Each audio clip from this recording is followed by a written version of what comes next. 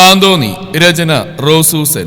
അവതരണം ഷാഹുൽ മലയിൽ. എഡിറ്റിംഗ് ഷെരീജ് പൂനൂർ. നിർമ്മാണം PNR ക്രിയേഷൻസ്.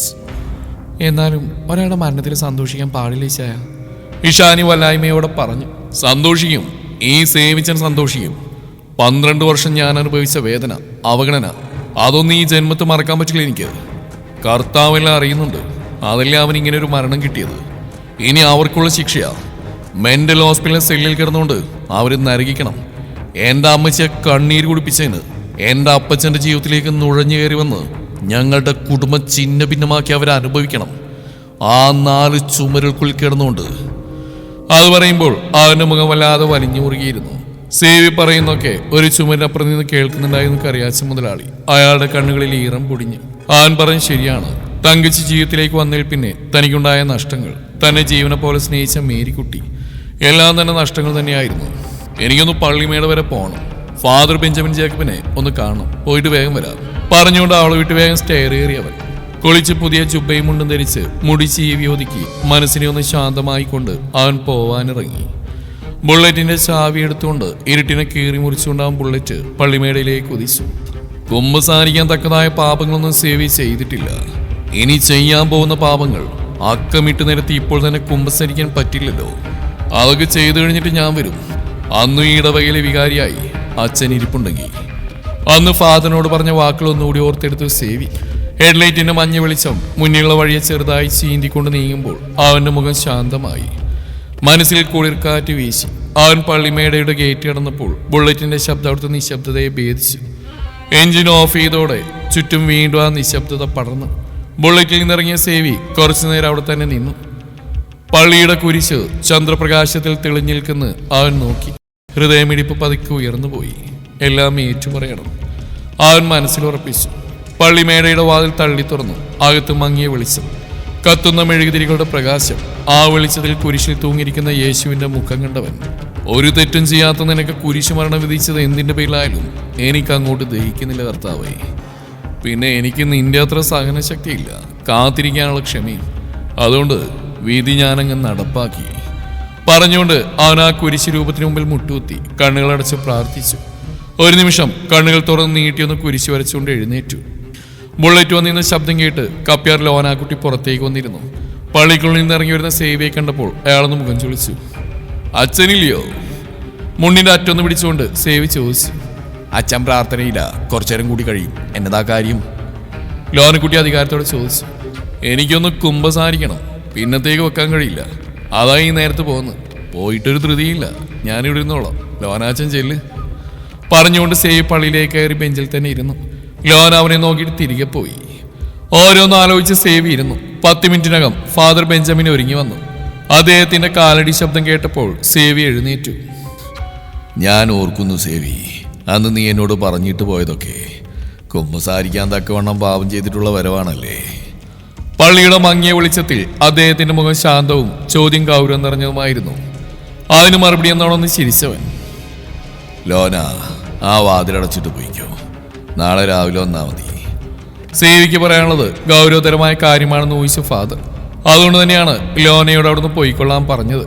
ഫാദർ കുമ്പസാരക്കൂടിനടുത്തേക്ക് നടന്നു. പിന്നാലെ സേവി. കുമ്പസാരക്കൂടിന്റെ മറവിൽ നിന്ന് സേവിയുടെ ശ്വാസം കനത്തു. ഒരു നിമിഷം കണ്ണുകൾ അടച്ചു. പിന്നെ പതുക്കെ തുടങ്ങി. തൻ്റെ അമ്മയുടെ തിരിച്ചുവരവും താൻ അറിഞ്ഞ സത്യങ്ങളും സെലീനയുടെ കൊലപാതകവും അങ്ങനെ ഓരോന്നായി സേവി വെളിപ്പെടുത്തി. അച്ഛൻ്റെ മുഖത്ത് പ്രത്യേകിച്ച് ഭാവവ്യത്യാസങ്ങളൊന്നും ഉണ്ടായിരുന്നില്ല. പറയുന്നതെല്ലാം അദ്ദേഹം മൂളിക്കേട്ടു. കുമ്പസാരഹസ്യം ഇപ്പോഴത്തെ കാലത്ത് നാട്ടിൽ പാട്ടാ. അതൊന്നും എനിക്കൊരു വിഷയമല്ല. ഇനിയിപ്പോൾ അച്ഛൻ ഇത് പോലീസിനോട് പറഞ്ഞാലും എനിക്കൊരു കുഴപ്പമില്ല. എൻ്റെ അമ്മയോട് ചെയ്ത ചതിക്ക് ഞാൻ പകരം വീട്ടി. പിന്നെ ചെയ്ത തെറ്റ് ഏറ്റു പറഞ്ഞാൽ കർത്താവ് പൊറുക്കെന്നാണുള്ള കുഞ്ഞിനെ തൊട്ടിവിടെ പഠിപ്പിക്കുന്നത്. ഞാൻ ചെയ്ത തെറ്റ് തന്നെയാണ്, അതെനിക്ക് പൂർണ്ണ ബോധ്യമുണ്ട്. കർത്താവിനോട് ഞാൻ ആ തെറ്റ് ഏറ്റു പറഞ്ഞു. ഇനി എന്ത് വേണമെന്ന് അച്ഛന് തീരുമാനിക്കാം. സേവി പറയുന്ന കേട്ടപ്പോൾ ഫാദറൻ ചിരിച്ചു. സേവി, കുമ്പസാരക്കൂട്ടിൽ നിന്റെ വാക്കുകൾക്കായി ഞാൻ കാതോർക്കുമ്പോൾ എൻ്റെ മനസ്സിൽ ഒരു നീതിയുണ്ട്. ഈ ലോകത്ത് നീ കരുതുന്ന പോലെ ഒരുപാട് പേരുണ്ടാവും.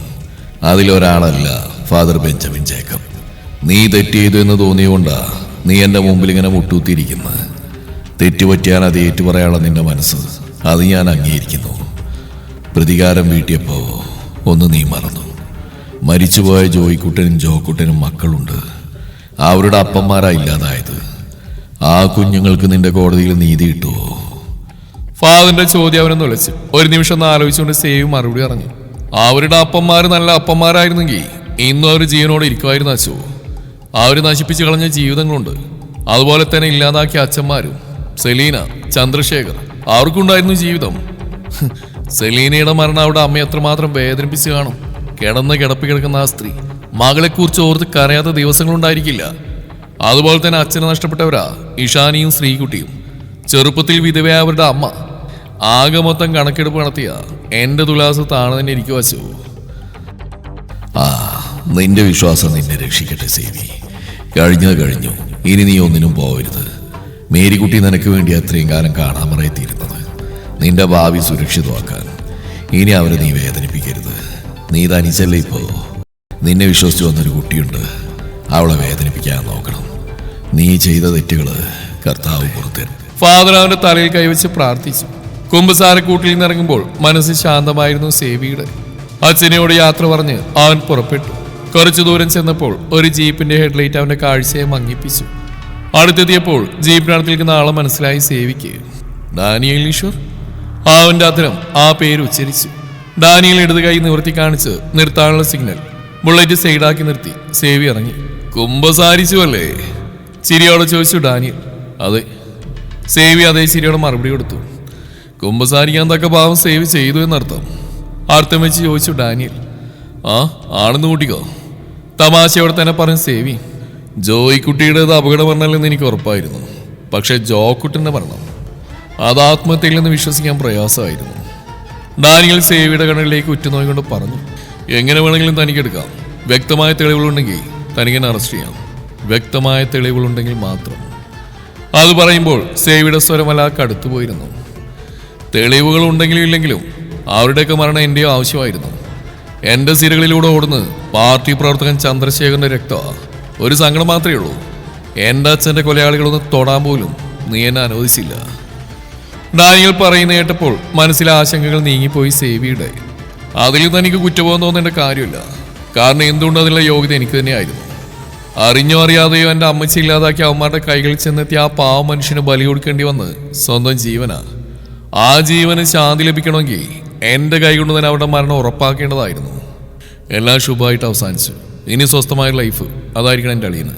ഇനി എൻ്റെ പെങ്ങളുടെ കണ്ണു നിറക്കരുത്. അതിനിടവരുത്തിയത്. ഡാനിയേൽ സേവിയെ കെട്ടിപ്പിടിച്ചുകൊണ്ട് പറഞ്ഞു. സേവി അയാളെ കെട്ടിപ്പിടിച്ചുകൊണ്ട് പുറത്തെട്ടി. രണ്ടുപേരും യാത്ര പറഞ്ഞ് ജീപ്പിൽ കയറി. ഡാനിയേൽ പോയപ്പോൾ തന്റെ ബുള്ളറ്റ് സ്റ്റാർട്ട് ചെയ്ത് സേവിയും. സേവി വരുന്ന കാത്ത് സിറ്റൗട്ടിൽ തന്നെയായിരുന്നു ഇഷാനി. ബുള്ളറ്റിന്റെ ശബ്ദം കേട്ടപ്പോൾ അവൾ എഴുന്നേറ്റ് ഗേറ്റ് തുറന്നു. കയറിയിരിക്കുവാണേ, നമുക്ക് റൈഡ് വോയിസും വരാം. സേവി പറഞ്ഞിരുന്നില്ല. ആൾ അവന്റെ പുറകിലേക്ക് ചാടിക്കയറിയിരുന്നു. അവനോട് ചേർന്നിരുന്ന് ഇരു കൈ കൊണ്ട് അവനെ വട്ടം പിടിച്ച് ആ തോളിൽ അടിവെച്ചുകൊണ്ട് ഏലിയാമ്മച്ചി വാതിലടച്ചേരും, ഞങ്ങൾ വരാൻ വൈകും. വാതിൽ കിളങ്ങുന്ന ഏലിയാമ്മച്ചി നോക്കി വിളിച്ചു പറഞ്ഞ് സേവിച്ചൻ. മുറ്റത്തിട്ട് ബുള്ളറ്റ് വട്ടം കറക്കി തിരിച്ചുകൊണ്ട് റോഡിലേക്ക് ഇറക്കി. ആളുടെ കൈകൾ ഒന്നുകൂടി മുറുകി അവനിൽ. എന്നതാടി പതിവില്ലാത്തൊരു മുറുക്കം? സേവി കള്ളച്ചിരിയോടെ ചോദിച്ചു. ഈ താന്തോന്നി അടുത്തൊന്ന് മാറിന്നപ്പോഴുണ്ടല്ലോ എന്റെ ഹൃദയം മുറിഞ്ഞു പോകുന്ന പോലെ. എപ്പോഴും നിഴല് പോലെ കൂടെ ഉണ്ടാവുമെന്ന് പറഞ്ഞിട്ട് ഇന്നലെ അങ്ങനെ പോക്കങ്ങ് പോയപ്പോൾ വല്ലാത്തൊരവസ്ഥയിലായി പോയി. അവന്റെ കാതിലടക്കം പറഞ്ഞുകൊണ്ട് ആ കാതിന് തുമ്പിലൊന്ന് കടിച്ചവൾ. ദേ പെണ്ണെ, വണ്ടി കയ്യിന്ന് പോയേ, അല്ലെങ്കിൽ തന്നെ കൺട്രോൾ ഇട്ട് നിൽക്കുക. സേവി ചിരിച്ചുകൊണ്ട് പറഞ്ഞപ്പോൾ ആൾ ഉറക്കി ചിരിച്ചു. നമുക്കിടം വരെ പോവാം പറഞ്ഞുകൊണ്ട് അവൻ വണ്ടി വേഗത്തിൽ വിട്ടു. കുന്നിൻ പുറത്തെ സെലീനയുടെ വീട് ലക്ഷ്യമാക്കി അവന്റെ ബുള്ളറ്റ് പാഞ്ഞു. അവന്റെ മനസ്സിൽ അപ്പോ വന്നൊരു ചിന്തയായിരുന്നത്. റോഡിൽ വണ്ടി നിന്നപ്പോൾ ഇഷാനി ചുറ്റും നോക്കി ഇറങ്ങി. എന്താ ഇവിടെ? വിജനമായ ആ പ്രദേശം കണ്ടപ്പോൾ അവൾക്ക് നേരിയ ഭയം തോന്നി. അതൊക്കെ പറയാം, വാ. ആളുടെ കൈയും പിടിച്ചുകൊണ്ട് സേവി നടപ്പാതിലൂടെ നടന്നു കയറി. വിരിച്ച പാറയുള്ള മേൽഭാഗത്തെത്തിയപ്പോൾ അവൻ നിന്നു സെലീനയുടെ വീട്ടിലേക്ക് നോയിക്കൊണ്ട്. ഇച്ചായ? ഇഷാനി പതുക്കെ വിളിച്ചു. നിനക്കറിയോ സെലീനയുടെ വീടാണത്? അവനത് പറഞ്ഞപ്പോൾ അവളുടെ കണ്ണുകളിൽ ഞെട്ടൽ അവൻ കണ്ടു. പാവം, എനിക്ക് വേണ്ടി ഒത്തിരി സഹിച്ചവള്. ഒടുവിൽ എനിക്ക് വേണ്ടി തന്നെ മരിക്കുകയും ചെയ്തു. അവൾ ഏറെ ആഗ്രഹിച്ച എൻ്റെ വിവാഹം. അത് കാണാനുള്ള ഭാഗ്യം അവൾക്കുണ്ടായില്ല. അവൾ എനിക്ക് പ്രിയപ്പെട്ട കൂട്ടുകാരിയായിരുന്നു. ആരൊക്കെ എന്തൊക്കെ പറഞ്ഞാലും അവൾ എനിക്കൊന്നും പ്രിയപ്പെട്ടവളായിരുന്നു. സേവി അവളുടെ മുഖം കൈകളിലെടുത്ത് അല്പം ഉയർത്തി. ഇനി ഞാൻ എവിടെയും പോയില്ല, നിന്നെ തനിച്ചാക്കി. തനിയെ പോയി ചെയ്യേണ്ട കാര്യങ്ങളൊക്കെ സേവി ചെയ്തു കഴിഞ്ഞു. നിങ്ങളോട് ദേഷ്യം തോന്നുന്നുണ്ടോ? എനിക്കറിയാം ഇച്ചായ, ഇച്ചായൻ്റെ മനസ്സ്. കഴിഞ്ഞൊക്കെ കഴിഞ്ഞില്ലേ, ഇനി നമുക്കൊരു പുതിയ ജീവിതം. ഇച്ചാൻ്റെ ശത്രുക്കളിൽ തക്ക ശിക്ഷ തന്നെയാണ് ലഭിച്ചിരിക്കുന്നത്. സെറീനയുടെ ആത്മാവ് ഇപ്പൊ സന്തോഷിക്കുന്നുണ്ടാവും. ആ വാക്കുകൾക്കൊപ്പം ആളെന്റെ ഷർട്ട് പിടിച്ചടക്കി ഇരുവരുടെയും ശ്വാസം തമ്മിൽ തട്ടി.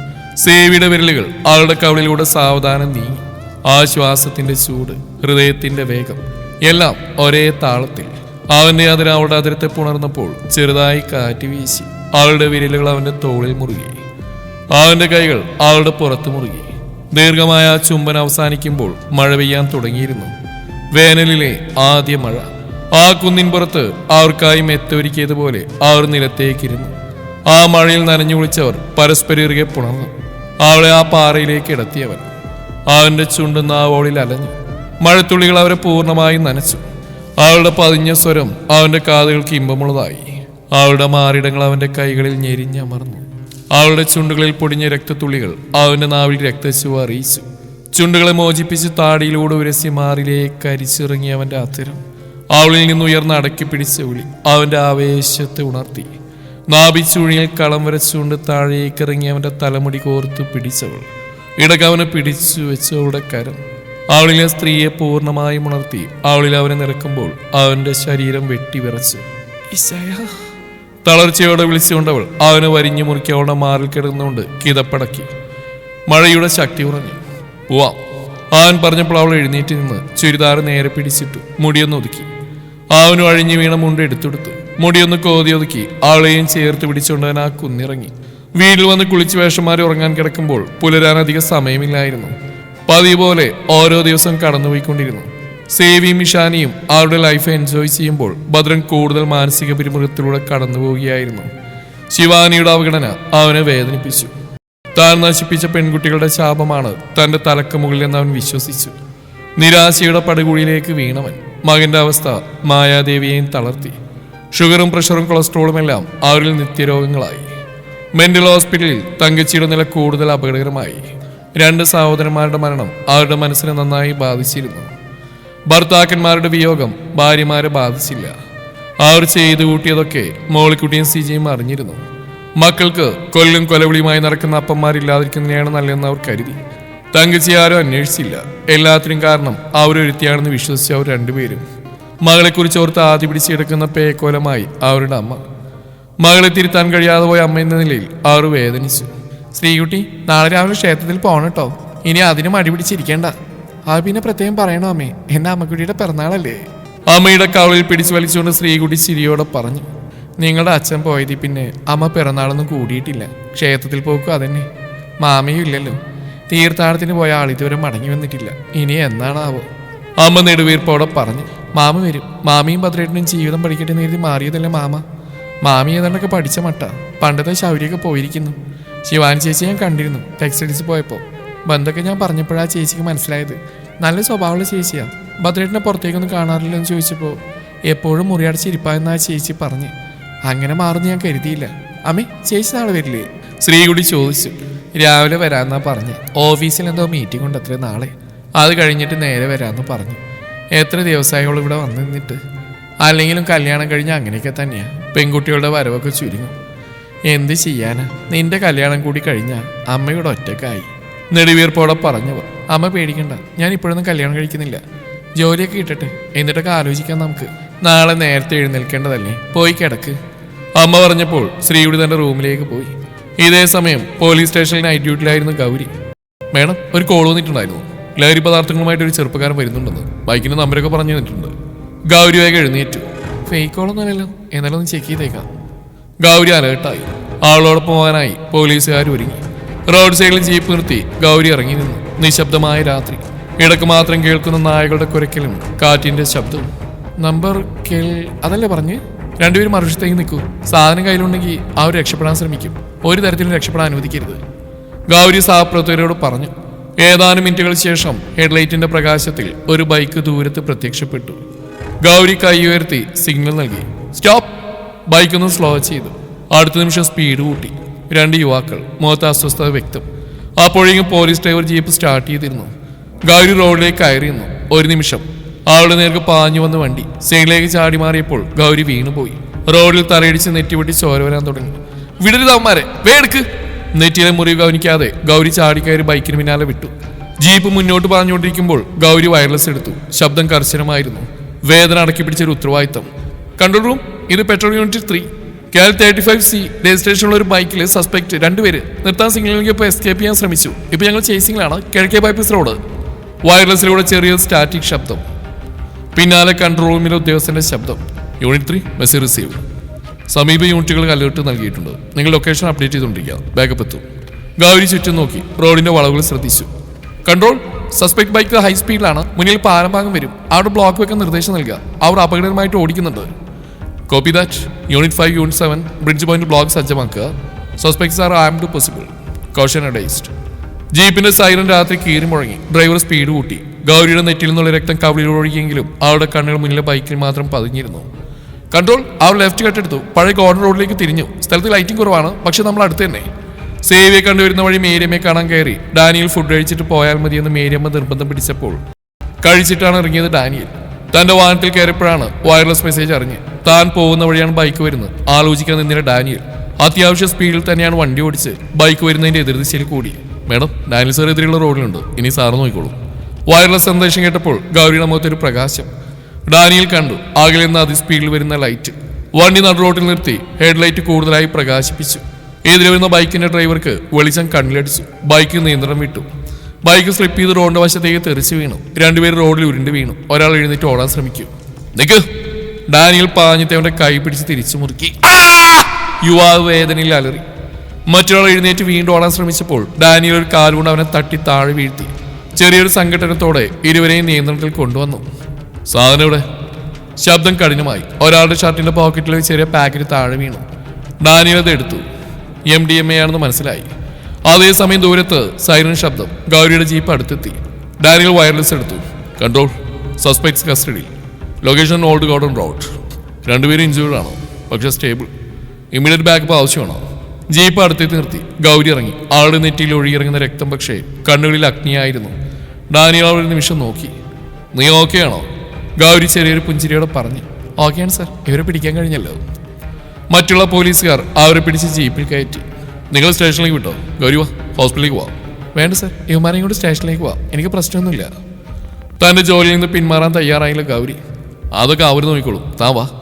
ആളുടെ കൈകളിൽ അധികാരത്തോടെ പിടിച്ചു ഡാനിയൽ സ്വന്തം വണ്ടിയുടെ അടുത്തേക്ക് നടന്നു. സർ, എനിക്ക് കുഴപ്പമില്ല, ചെറിയ മുറിവാ. ഗൗരി പറഞ്ഞുകൊണ്ടേയിരുന്നു. അതൊക്കെ ഹോസ്പിറ്റലിൽ പോയിട്ട് തീരുമാനിക്കാം. ഈ ടവൽ കൊണ്ട് പൊത്തിപ്പിടിക്കുക. പോക്കറ്റിൽ നിന്ന് കർച്ചീഫ് എടുത്ത് നീട്ടി ഡാനിയൽ. ഗൗരി പിന്നെ ഒന്നും പറഞ്ഞില്ല. അടുത്തുള്ള ഹോസ്പിറ്റലിൽ പോയി മുറിവ് ഡ്രസ് ചെയ്തു. സ്റ്റേഷനിൽ വന്നു. കസ്റ്റഡിയിൽ എടുത്തവരെ മെഡിക്കൽ ചെക്കപ്പ് ചെയ്യാൻ കൊണ്ടുപോയിരുന്നു. അവർ തിരികെ വരുമ്പോഴേക്കും ഗൗരിയും ഡാനിയലും സ്റ്റേഷനിൽ എത്തിയിരുന്നു. FIR തയ്യാറാക്കി ലഹരി പദാർത്ഥത്തിന്റെ വിശദാംശങ്ങൾ രേഖപ്പെടുത്തി കോടതിയിൽ ഹാജരാക്കാനുള്ള നടപടിക്രമങ്ങൾ പൂർത്തിയാക്കി. കൂടാതെ പോലീസുകാരെ ആക്രമിച്ചതിന്റെ കേസ് വേറെ എഴുതി ചേർത്തു. സർ, ഇനി പോയിക്കോളൂ, ഗൗരി ഡാനിയലെ നോക്കി പറഞ്ഞു. ഇന്നിപ്പോൾ ഗൗരി ഡ്യൂട്ടി ചെയ്യണം. വരും, ഞാൻ കൊണ്ടുവിടാൻ ക്വാർട്ടേഴ്സിൽ. ഡാനിയൽ പറഞ്ഞപ്പോൾ നിരസിക്കാൻ തോന്നിയില്ല അവൾക്ക്. ആ യാത്രയിൽ പുതിയൊരു ബന്ധം തുടങ്ങിയായിരുന്നു. പിറ്റേ ദിവസം അമ്മയുടെ പിറന്നാളിന് പോകാനുള്ള ഒരുക്കത്തിലായിരുന്നു ഇഷാനി. ഓഫീസിലൊന്നും ഇറങ്ങിയിട്ട് നമുക്ക് നേരെ പോവാം, വൈകില്ലല്ലേ? സേവി ചോദിച്ച അവളോട്. അത് മതി, ചേട്ടന് വരാമെന്ന് പറഞ്ഞിട്ടുണ്ട്. എന്തായാലും വിവരങ്ങൾ അമ്മയും ശ്രീകുട്ടി അറിയേണ്ടതല്ലേ? അമ്മയുടെ പിറന്നാൾ ദിവസം ആയിക്കോട്ടെ എന്ന് ഞാൻ കരുതി. പിറന്നാൾ ദിനത്തിൽ അമ്മയ്ക്കൊരു മകനെ കൊടുക്കാം നമുക്ക്. ഇഷാനി വളരെ സന്തോഷത്തിലായിരുന്നു. ഡാനിയലിനെ അമ്മക്ക് മുമ്പിൽ വെളിപ്പെടുത്താൻ പോകുന്ന ആവേശത്തിലായിരുന്നു അവൾ. ഓഫീസിലെ കാര്യങ്ങളൊക്കെ വേഗം ചെയ്തു തീർത്ത് ഡാനിയലിനെ വിളിച്ചു അവൾ. ഇഷാനി, എനിക്കൊരു കാര്യം കൂടി പറയാനുണ്ട്. ഗൗരി എനിക്ക് ഇഷ്ടമാണ്. ഞാൻ അവൾ വിവാഹം കഴിക്കാൻ ആഗ്രഹിക്കുന്നു. എന്നതിൻ്റെ അഭിപ്രായം? ഫോണിലൂടെ ഡാനിയൽ ചോദിക്കുന്ന കേട്ടപ്പോൾ തുള്ളിച്ചാടാനാണ് ഇഷാനിക്ക് തോന്നിയത്. ഏട്ടാ, സത്യനി പറയുന്നത്? ഗൗരി സമ്മതിച്ചോ? ആകാംക്ഷയോടെ ചോദിച്ചവൾ. ഗൗരിക്ക് പൂർണ്ണ സമ്മതം. ഗൗരിയെ കൂടി കൂട്ടിക്കോട്ടെ ഞാൻ. ഡാനിയൽ അനുവാദം ചോദിച്ചു. എന്തിനാ അനുവാദമൊക്കെ ചോദിക്കുന്നത്? ഏട്ടൻ ധൈര്യമായിട്ട് കൂടെ കൂട്ടിക്കോ. അമ്മച്ചി അങ്ങോട്ട് വരാമെന്ന് പറഞ്ഞിട്ടുണ്ട്. ചെറിയ രീതിയിൽ ആഘോഷിക്കുന്നുണ്ട് അമ്മയുടെ പിറന്നാള്. എന്നാൽ പിന്നെ അങ്ങോട്ട് വാ. പറഞ്ഞുകൊണ്ട് ഫോൺ വെച്ചവൾ. വിവരങ്ങൾ അറിഞ്ഞപ്പോൾ സേവിക്കും സന്തോഷമായി. രാജ്യമ്മയുടെ പിറന്നാൾ ആഘോഷം ചെറിയ രീതിയിൽ നടന്നു. ഡാനിയലിനെ പരിചയപ്പെടുത്തിയപ്പോൾ അമ്മ കരഞ്ഞുപോയി. തന്റെ ഭർത്താവ് ചെയ്ത ചതി അവരെ വേദനിപ്പിച്ചു. സന്തോഷത്തോടെ ഡാനിയലിനെ സ്വന്തം മകനായി അംഗീകരിച്ചു അവർ. മേരിയമ്മയും ഡാനിയലിന്റെ അമ്മച്ചി ഒന്നിച്ചാണ് വന്നത്. എല്ലാവരും ഭക്ഷണം കഴിച്ചുകൊണ്ടിരിക്കുമ്പോൾ ഒരു ഓട്ടോ വന്നു നിന്നു മുറ്റത്ത്. താടി മുടി വളർത്തിയ ആളെ ആദ്യം മനസ്സിലായില്ലെങ്കിലും രാജി സ്വന്തം കൂടപ്പിറപ്പിനെ തിരിച്ചറിഞ്ഞു. ഏട്ടാ വിളിച്ചുകൊണ്ട് അവർ ഓടി വന്നു. രാജി, ഞാൻ തിരികെ വന്നു. എനിക്ക് ഓർമ്മയുണ്ടായിരുന്നു നിന്റെ പിറന്നാൾ ദിവസം. ഞാൻ ഇന്നലെ കൂടി പറഞ്ഞേ ഉള്ളൂ. വരൂ ഏട്ടാ. രാജി നിറകണ്ണുകളോടെ ഏട്ടനകത്തേക്ക് വിളിച്ചു. മാമിക്കയിലായിട്ട് ഭക്ഷണം വിളമ്പി ഇഷാനി എല്ലാവരും കൂടി അന്ന് ദിവസം സന്തോഷത്തോടെ ഒരുമിച്ച് കൂടി അവിടെ. എന്നാ ഇനി ഞാൻ ഇറങ്ങട്ടെ. കാര്യം എന്തൊക്കെ പറഞ്ഞാൽ അവൻ എൻ്റെ മോനല്ലേ. അവൻ്റെ അവസ്ഥ വളരെ മോശമാണെന്ന് ഞാൻ അറിഞ്ഞു. നാട്ടിലെങ്കിലും കാര്യങ്ങളൊക്കെ അറിയുന്നുണ്ട്. ഏട്ടനെ തടയാൻ തോന്നിയില്ല രാജിക്ക്. രാജേന്ദ്രൻ വീട്ടിലെത്തുമ്പോൾ പൂമുഖത്തൊന്നും ആരും ഉണ്ടായിരുന്നില്ല. കോളിംഗ് ബെല്ലടിച്ചപ്പോൾ മായാദേവി വാതിൽ തുറന്നു. ക്ഷീണിച്ചവശയായ രൂപം. ഒറ്റ നോട്ടത്തിൽ ഭർത്താവിനെ തിരിച്ചറിഞ്ഞവൾ. ഇപ്പോഴെങ്കിലും നിങ്ങൾക്ക് വരാൻ തോന്നിയല്ലോ. കരഞ്ഞുകൊണ്ട് അവർ ഇറങ്ങി വന്നു. അമ്മയുടെ സംസാരം ആളിരുന്ന് കേൾക്കുന്നുണ്ടായിരുന്നു ഭദ്രൻ. വന്നിരിക്കുന്ന അച്ഛനാണെന്ന് മനസ്സിലായപ്പോൾ അവൻ എഴുന്നേറ്റു. വേഗം അവിടേക്ക് ചെന്നു. അച്ഛനെ കണ്ടപ്പോൾ അവന്റെ ഉള്ളമൊന്ന് പിടഞ്ഞുപോയി. തന്നെക്കുറിച്ച് ഓർത്ത് ഒരുപാട് വേദനിച്ച മനുഷ്യനാണ്. ആ ചിന്തയോടെ അവനെ അയാളുടെ കാൽക്കലിരുന്നു. ആ കാലിൽ കെട്ടിപ്പിടിച്ചു. അച്ഛാ, മകനെന്ന നിലയിൽ അച്ഛനും അമ്മയ്ക്കും വേണ്ടി ഒന്നും ചെയ്യാൻ എനിക്ക് കഴിഞ്ഞിട്ടില്ല. നിങ്ങളെ വേദനിപ്പിക്കാല്ലാതെ എന്നോട് പൊറുക്കണം അച്ഛാ. എൻ്റെ തെറ്റുകളെല്ലാം ഞാൻ തിരിച്ചറിഞ്ഞു. ഇനിയുള്ള കാലം നിങ്ങളുടെ കൂടെ നല്ല മകനായിട്ട് ജീവിക്കണം എനിക്ക്. കാൽക്കലിരുന്ന് കരയുന്ന മകനെ രാജേന്ദ്രൻ ചുമലിൽ പിടിച്ചുകൊണ്ട് എഴുന്നേൽപ്പിച്ചു. മക്കളോട് ക്ഷമിക്കാനല്ലാതെ മറ്റൊന്നിനും കഴിയില്ലല്ലോ മാതാപിതാക്കൾക്ക്. നീ നിന്റെ തെറ്റുകൾ തിരിച്ചറിഞ്ഞല്ലോ, അത് തന്നെ വലിയ കാര്യം. അച്ഛന്റെ വാക്കുകൾ ആശ്വാസമായി ഭദ്രന്റെ മനസ്സിൽ. എല്ലാം കണ്ടും കേട്ടും നിൽക്കുന്നുണ്ടായിരുന്നു ശിവാനി. ഭദ്രന്റെ മാറ്റം സത്യമാണെന്ന് അവൾ തിരിച്ചറിയായിരുന്നു ആ നിമിഷം. അച്ഛാ, എനിക്ക് ഷാനിയൊന്ന് കാണണം. അവരോട് ചെയ്ത തെറ്റുകൾക്ക് മാപ്പ് പറയണം. അവൾ നേരിടാനുള്ള മനക്കെട്ടില്ലാത്തതുകൊണ്ടാണ് പോവാതിരുന്നത്. ഇപ്പം അച്ഛനുണ്ടല്ലോ എൻ്റെ കൂടെ. ആത്മാർത്ഥമായി പറയുന്ന മകനെ നോക്കി പുഞ്ചിരിച്ചു രാജേന്ദ്രൻ. അപ്പോഴാണ് ആളിൽ നിൽക്കുന്ന ശിവാനി അയാൾ കണ്ടത്. മോൾ അവിടെ നിൽക്കുകയാണ്, ഇങ്ങോട്ട് വാ. അച്ഛൻ അവൾ വിളിച്ചപ്പോൾ ഭദ്രൻ അല്പം മാറിയുന്നു. മോളെ, തെറ്റുകൾ പറ്റാത്തവരായിട്ട് ആരുമില്ല ഈ ലോകത്ത്. അവയൊക്കെ തിരുത്തി ജീവിക്കാൻ അവർക്ക് അവസരം തേടുമ്പോൾ അവർക്കൊരു അവസരം കൊടുക്കുന്നതിൽ തെറ്റില്ല. ആ അഭിപ്രായക്കാരനാ അച്ഛൻ. എല്ലാവരും പോയി ഒരുങ്ങി വാ, നമുക്ക് രാജിയുടെ വീട്ടിലേക്ക് പോവാം. അവളുടെ പിറന്നാളായിന്ന്. ഇന്ന് തന്നെ എല്ലാം പറഞ്ഞു തീർക്കാം. അച്ഛന്റെ തീരുമാനത്തോടെ എതിര് പറഞ്ഞില്ല ആരും. എല്ലാവരും വേഷം മാറി ഇറങ്ങി. രാജിയമ്മയുടെ വീട്ടിൽ സംസാരിച്ചിരിക്കുകയാണ് എല്ലാവരും. ഡാനിയലിന്റെയും ഗൗരിയുടെയും വിവാഹകാര്യമാണ് ചർച്ച. ഭദ്രന്റെ കാർ വന്നിരുന്നപ്പോൾ എല്ലാവരുടെയും ശ്രദ്ധ അവിടേക്കായി. ആദ്യം ഇറങ്ങിയത് രാജേന്ദ്രനും മായാദേവിയുമാണ്. ഭദ്രനും ശിവാനിയും അവർക്ക് പിന്നാലെ ഇറങ്ങി. വരണം വരണം ഭദ്ര, കുറെ നാളായാലും നിന്നെ കണ്ടിട്ട്.